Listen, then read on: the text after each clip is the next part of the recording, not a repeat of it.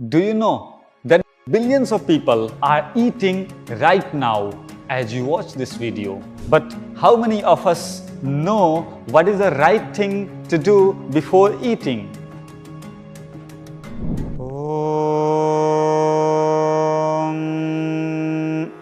Annapate nassano dehyanami vassa shushminaha prapradaatarantarisha ujanna dehedvipade chatushpade. Om Shanti Shanti Shanti. Today you learn the mantra you need to chant before meals and took a step towards holistic living. Please let us know which mantra you would like to learn next in the comments below. See you tomorrow in a new video. பசி வந்தால் பத்தும் பறந்து போகும் அப்படிங்கிறது பழமொழி. ஏன் இப்படி சொல்லி வச்சுருக்காங்க, அந்த பறந்து போகிற 10 விஷயங்கள் என்ன அப்படிங்கிறது தான் இன்றைக்கி இந்த வீடியோவில் பார்க்க போகிறோம். ஹலோ டிவி தமிழோடு இணைந்திருக்கும் அன்பு உள்ளங்களுக்கு வணக்கம். நான் உங்கள் ராஜா. பசி வந்தால் பத்தும் பறந்து போகும் அப்படிங்கிறதுக்கு முன்னாடி இந்த பசி கொடுமையை பற்றி ஔவையார் ஒரு பாடலில் சொல்லியிருக்கார். ஒரு நாள் உணவை ஒழி என்றால் ஒழியாய், 2 நாளைக்கு 7 என்றால் 7ஆய், 1 நாளும் எண்ணோவு அறியாய், இடும்பைக்கு ஊர் என் வயிறே உன்னோடு வாழ்தல் அரிது. இப்படி பசியால் துன்பப்பட்டு ஔவையார் ஒரு சமயம் பாடியிருக்காங்க.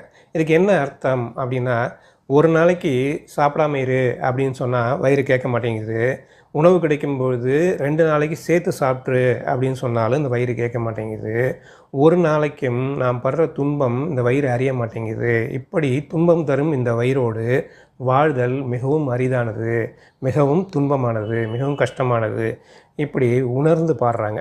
இப்போ பசி வந்தால் பத்தும் பறந்து போகும் அப்படின்னு சொல்கிறோம் இல்லையா, அந்த 10 என்ன அப்படிங்கிறது பார்ப்போம். மானம், குலம், கல்வி, வன்மை அதாவது இங்கிதம், அறிவு, தானம், முயற்சி, ஊக்கம், காமம், பக்தி, இந்த 10 விஷயங்கள் தான் பசி வந்தால் பறந்து போகும் அப்படின்னு சொல்கிறாங்க.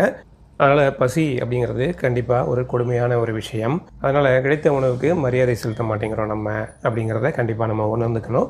இந்த வேளை கிடைத்த உணவுக்கு ஒரு மரியாதை செலுத்தி போற்ற வேண்டும் அப்படிங்கிறத என்னுடைய தாழ்மையான கருத்து. நன்றி, வணக்கம். நான் கேட்டதான் வேணும், இது எனக்கு வேண்டாம். இன்னைக்கு எது போடலாம், எல்லாம் ஏற்கனவே போட்ட ட்ரெஸ் தான், புதுசாக போடுறதுக்கு என்கிட்ட ட்ரெஸ்ஸே இல்லை.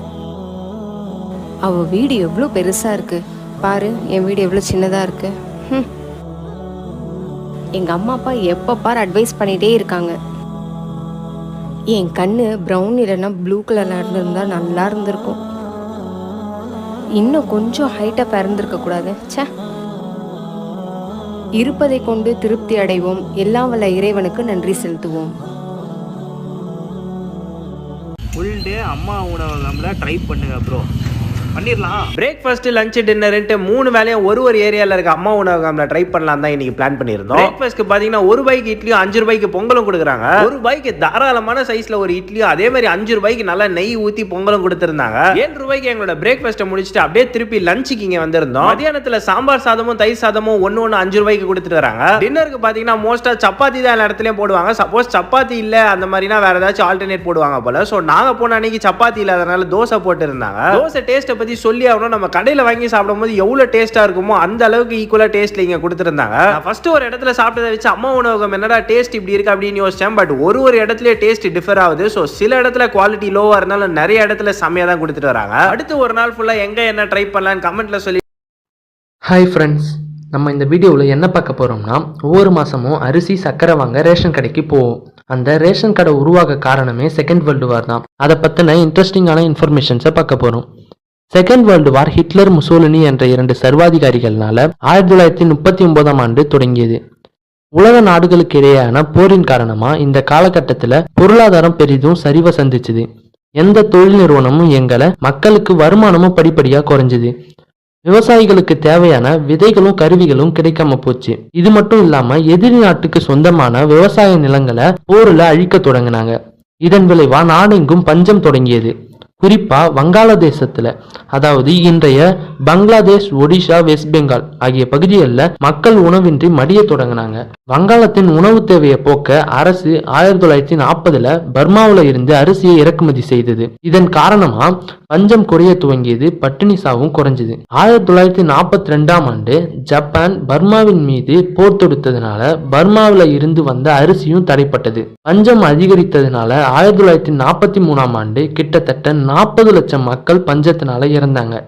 உலக போர் காலகட்டத்தில் ஏழை மக்களுக்கு பசியை போக்க 1945 ஜனவரி 14 இருந்து அரசு உணவுப் பொருட்களை குறைந்த விலையில விற்க துவங்கியது. இதனால வங்காளதேசத்துல பஞ்சமும் குறைஞ்சது. ஜப்பான்ல 1945 ஆகஸ்ட் 6 மற்றும் 9ஆம் தேதி 2 அணுகுண்டு தாக்குதலுக்கு பின் 2ஆம் உலக போர் முடிவுக்கு வந்தது. ஆனா நாடெங்கும் பஞ்சமும் பசியும் முடிவுக்கு வரல. அதனால மக்களுக்கு தேவையான அத்தியாவசிய உணவுப் பொருட்களை குறைஞ்ச விலையில விற்பனை செய்ய பப்ளிக் டிஸ்ட்ரிபியூஷன் சிஸ்டம் என்ற திட்டத்தை இந்தியன் ஃபுட் செக்யூரிட்டி சிஸ்டம் கொண்டு வந்தாங்க. இது நாடு முழுவதும் 1947 ஜூன் மாதத்துல செயல்பட துவங்கியது. இத்திட்டத்தின் கீழே இந்தியா முழுவதும் 5,05,879 ஃபேர் பிரைஸ் ஷாப் என்ற ரேஷன் கடை துவங்கப்பட்டது. இந்த திட்டத்துக்காக மொத்த உள்நாட்டு உற்பத்தியில 1% ஒதுக்கப்பட்டது. ஒவ்வொரு ஆண்டும் 75,000 கோடி இதுக்காக இந்திய அரசால செலவிடப்படுகிறது. 23 கோடி ரேஷன் கார்டு பயன்பாட்டுல இருக்கு. கிட்டத்தட்ட 80 கோடி மக்களோட பசியை இந்த ரேஷன் கடைகள் பூர்த்தி செய்யுது. 2008ஆம் ஆண்டு எடுத்த ஒரு கணக்கெடுப்புல இந்த திட்டத்துக்கு கீழே ஒதுக்கப்பட்ட உணவுப் பொருட்கள்ல வெறும் 42% மட்டும்தான் மக்களுக்கு போய் சேருதுன்னு உறுதிப்படுத்தியிருக்காங்க. இந்த சட்டவிரோத செயல்களை தடுக்க அரசு பல முயற்சிகளை எடுத்தாலும் எதுவும் பயன் தரல.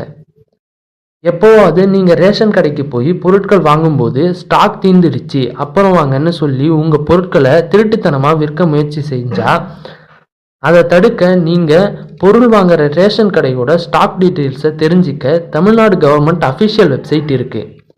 www.tnpds.government.in என்ற வெப்சைட்ல போய் உங்க டிஸ்ட்ரிக்ட் ஊரை செலக்ட் பண்ணி உங்க ரேஷன் கடைக்கு எவ்வளவு ஸ்டாக் ஒதுக்கப்பட்டிருக்கு, இப்போ எவ்வளவு ஸ்டாக் இருக்குன்னு தெரிஞ்சுக்கலாம். நன்றி. நீங்க நடத்துற மருத்துவமனை, நீங்க நடத்துற பள்ளி கல்லூரி மேல உங்களுக்கே நம்பிக்கை இல்லைன்னா எங்களுக்கு எப்படி நம்பிக்கை வரும்? ஏன்னா எங்களுக்கு வழி இல்லை, நாங்கள் நாதியற்ற மக்கள். அப்ப இதையே நீங்க கேள்வி எழுப்ப மாட்டேங்கிறீங்க. அம்மையார் ஜெயலலிதா 70 நாளைக்கு மேல ஏன் அப்பளவில் படுக்கணும்? அரசு மருத்துவமனை என்னாச்சு? நீங்க போய் பாடுங்க, தரம் தானா கூடும். உங்க பிள்ளைய படிக்க வைங்க, தரம் பள்ளி கல்லூரியில் தானா மாறும்.